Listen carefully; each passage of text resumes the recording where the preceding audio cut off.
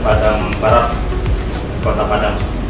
Dan saya sendiri selaku guru bahasa Jepang, Pak Mokhtar Nizal selaku pembina OSIS SMA Negeri 2, dan mereka yang kami bawa ini pengurus OSIS dan calon pengurus OSIS. Dan kami ke sini tidak lain tidak bukan, pertama ingin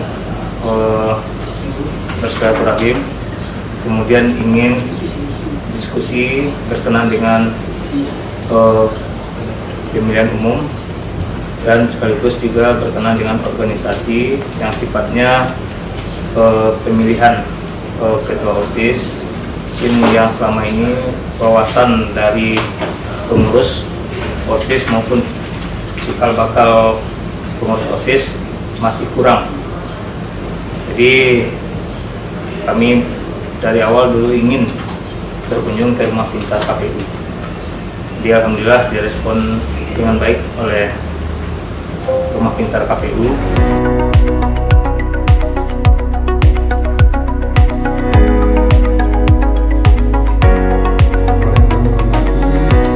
Ibu Atika, beliau adalah Komisioner KPU Kota Padang yang membidangi sosialisasi, pendidikan pemilih, dan sumber daya manusia.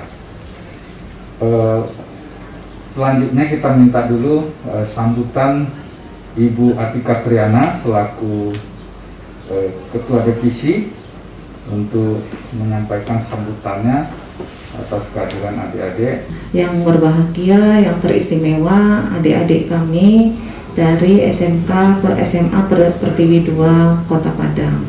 Selamat datang di Rumah Pintar Pemilu.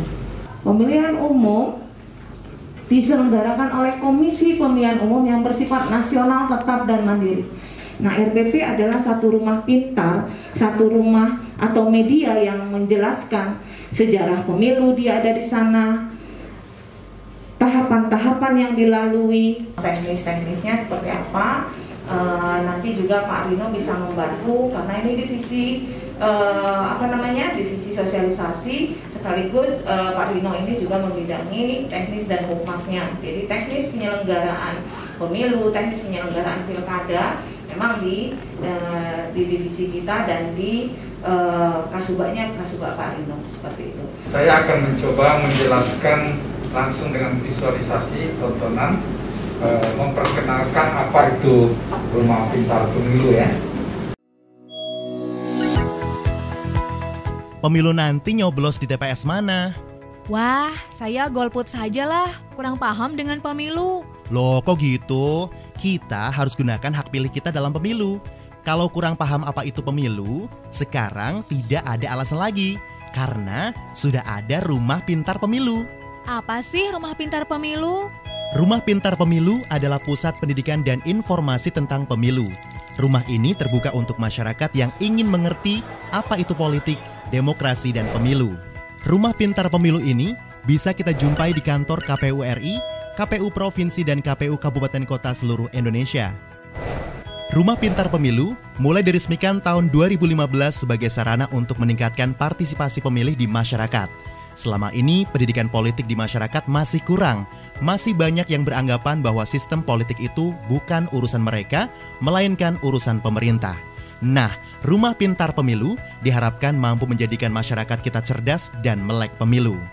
Masyarakat yang berkunjung ke Rumah Pintar Pemilu bisa belajar sejarah pemilu di Indonesia mulai dari pemilu pertama tahun 1955. Kita juga bisa belajar soal pemilihan presiden dan wakil presiden, pemilihan legislatif, pemilihan gubernur dan wakil gubernur, pemilihan wali kota dan wakil wali kota, hingga pemilihan bupati dan wakil bupati. Pengunjung bisa berpartisipasi dalam berbagai kegiatan menarik yang dibuat oleh Rumah Pintar Pemilu. Apa pentingnya melakukan pemilu? Ya. Dinda, apa pentingnya pemilu? Terus kenapa harus 5 tahun? Gitu ya. Nah, pemilu itu adalah mandataris kedaulatan suara Adinda, suara Rizky, suara siapapun itu yang dipercayakan kepada pemimpin atau calon pemimpin, ya. Jadi pernah dengar kedaulatan berada di tangan rakyat? Pernah ya. Nah, kalau sudah kedaulatan ini ada di tangan rakyat, rela nggak kita berdaulat atas diri kita sendiri, tetapi kita tidak merdeka dengan kedaulatan kita? Pernah merasakan itu? Pernah dengar money politik? Nah, money politik adalah salah satu tindakan yang mengungkung kedaulatan kita. Jadi kita punya kedaulatan, kita punya hak suara, kita punya hak konstitusi yang diakui, namun kita tidak punya kebebasan untuk mengapresiasikannya, mengutarakan pendapatnya. Nah, lalu pemilu ini bagaimana? Apa hubungannya dengan kedaulatan tadi? Pemilu adalah proses pelaksanaan memberikan mandat kepada calon yang terpilih untuk dipercaya mengelola negara, mengelola daerah, mengelola mandat kepercayaan yang diberikan tadi oleh rakyat-rakyat yang mempunyai hak konstitusi. Nah, itulah dia, untuk menjaga kedaulatan rakyat tadi, pemilu adalah salah satu sarana. Jadi demokrasi itu sebenarnya pemilu adalah bagian dari demokrasi. Pemilunya adalah sarananya, sarana memberikan kedaulatan tadi, sarana memberikan kepercayaan tadi, dan sarana untuk memberikan yang terpenting adalah kedaulatan rakyat tadi. Sebagai ketua OSIS, Pak, jadi bagaimana cara kami untuk memilih gitu, Pak, atau Pak, menentukan calon gitu, Pak? Menentukan calon. Karena kan dari wakilnya ke 10, dari yang ketua OSIS ada ke 10. Nama saya Gusti Pustika Sari Lauli, dipanggil Gusti. Di sini dibilang setiap orang mempunyai hak untuk memilih sesuai dengan ketentuan. Bagaimana buat orang yang mempunyai kebutuhan khusus? Terima kasih. Pemilih-pemilih ini adalah pemegang hak tertinggi kedaulatan suara, kedaulatan hak konstitusi. Jadi kalau seperti hubungannya yang ditanyakan oleh Ananda tadi, kita inginnya ini ketua OSIS-nya, kita inginnya, lalu di mana letak demokrasinya? Warga negara Indonesia khususnya yang berumur berapa? 17 tahun atau yang sudah memiliki KTP atau yang sudah pernah menikah. Bagaimana pemilu itu berjalan secara demokratis, jujur, adil, dan transparan. Walaupun karena dia di sekolah tidak seluruhnya bisa kita adopsi, itu pasti tidak seluruhnya kita adopsi. Terutamanya pada kriteria bagaimana memunculkan calon. Nah, di situ memang berbeda sedikit.